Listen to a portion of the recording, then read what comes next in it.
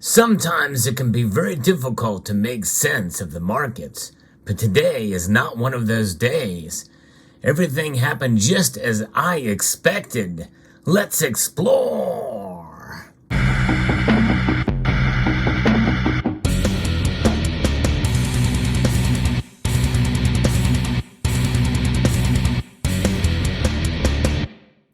And what is those things? It's a formula. I've been around long enough, seen what's happened with some of these statements and what the Fed is going to do. It's not very often I'm right in predictions, but nonetheless, the Fed did go in line with what most of us thought they would do. So it's a pretty safe prediction to make. The Fed raised interest rates 25 basis points. And many of us thought, hey, you're going to see that kind of thing happen. Likely gold and silver is going to go down.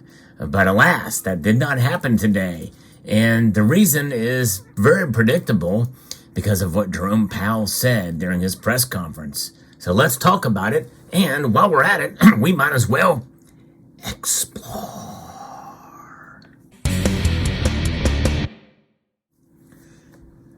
Gold and silver prices are solidly higher in early afternoon trading, and that was earlier. They are up dramatically today.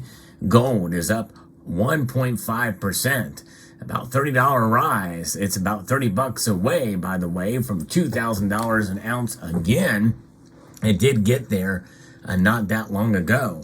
If you enjoy videos like this where I talk about precious metals, the markets, and what they're doing and bring it all together with some fundamentals on why it's a good idea to hold and buy gold and silver, I hope you will consider sticking around, pressing that thumbs up button down below, and subscribing to the channel.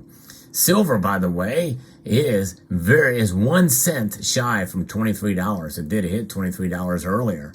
And I think if a prior video of mine were to come true, we probably would be seeing close to $30 by now for silver's price. It's not happening, but silver's up over 2.3%, up just over $0.50. That's right, crazy.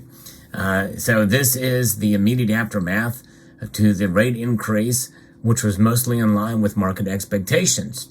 The Federal Reserve's FOMC meeting concluded Wednesday afternoon with this 25 basis point rate hike.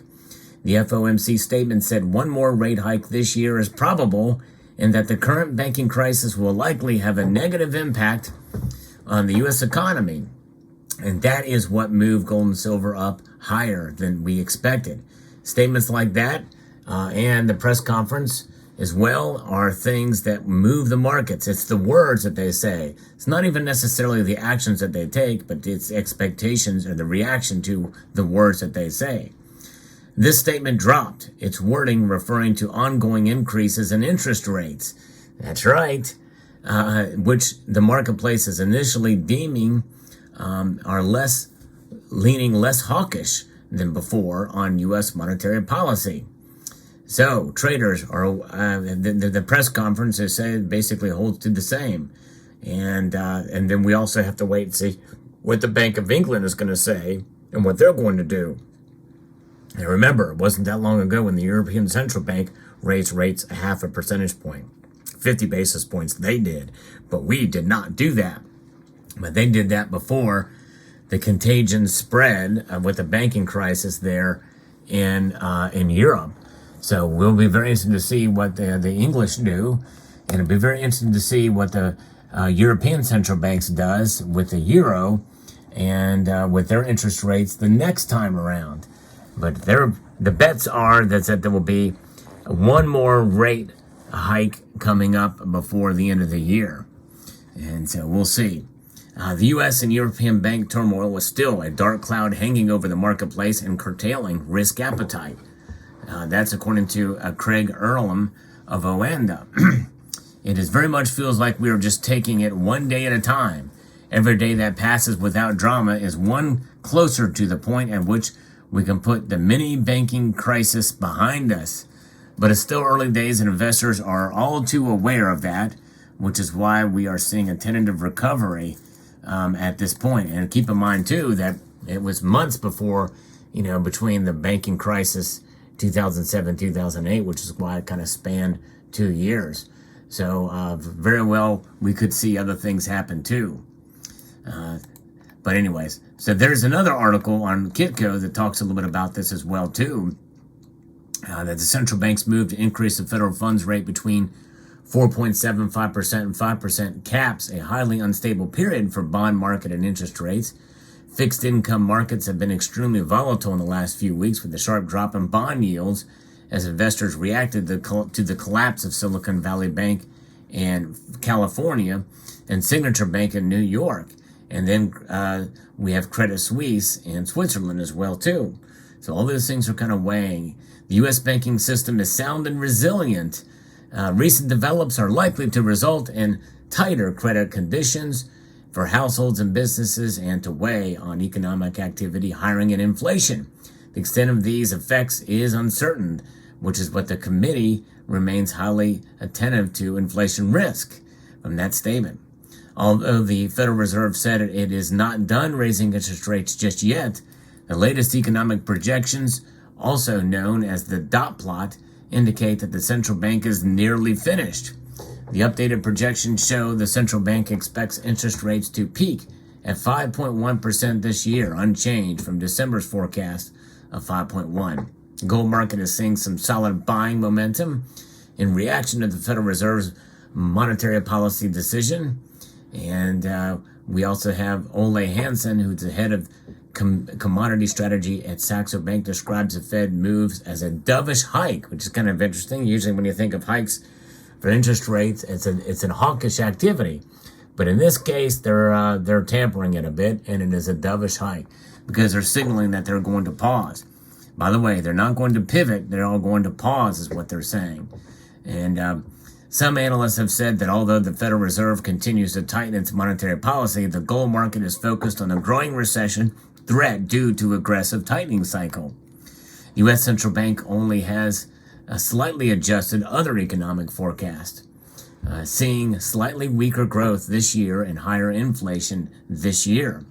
The U.S. Central Bank now sees the economy growing 0.4% down slightly from December's forecast of 0.5%. It significantly downgraded next year's forecast as well, seeing the GDP growing 1.2%, which is down from the previous estimate of 1.6%. And so there it is. So inflation continues to rise. The U.S. Central Bank sees core inflation, which strips out volatile food and energy prices, rising 3.6% this year, compared to December's estimate of 3.5%. So even what they're doing, they're expecting inflation to continue to rise. In 2024, core consumer prices are expected to rise 2.6%, up from the prior estimate of 2.5%. And so you keep in mind here, folks, they are, they're basically navigating a steady disinflation rate, very, very slow and steady. The Federal Reserve sees a relatively stable labor market within the next 2 years, with the unemployment rate rising to 4.5% this year, down from December's projection of 4.6%. And that's something we have to keep in mind too.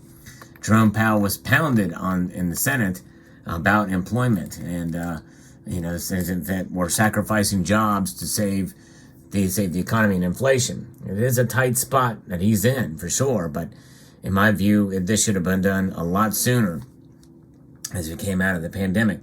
Looking at some other numbers here, we can see one of the biggest draws here is the dollar index, which is down about 0.6% as I record this video. Still above 100, but it's about 102.55. So we'll see what happens there. Bitcoin, though, took a hit today, and so did Ethereum. Both those cryptocurrencies are down over 4%, which is kind of wild to see that they dropped and gold and silver rose. So it's very interesting indeed to see where these markets are going.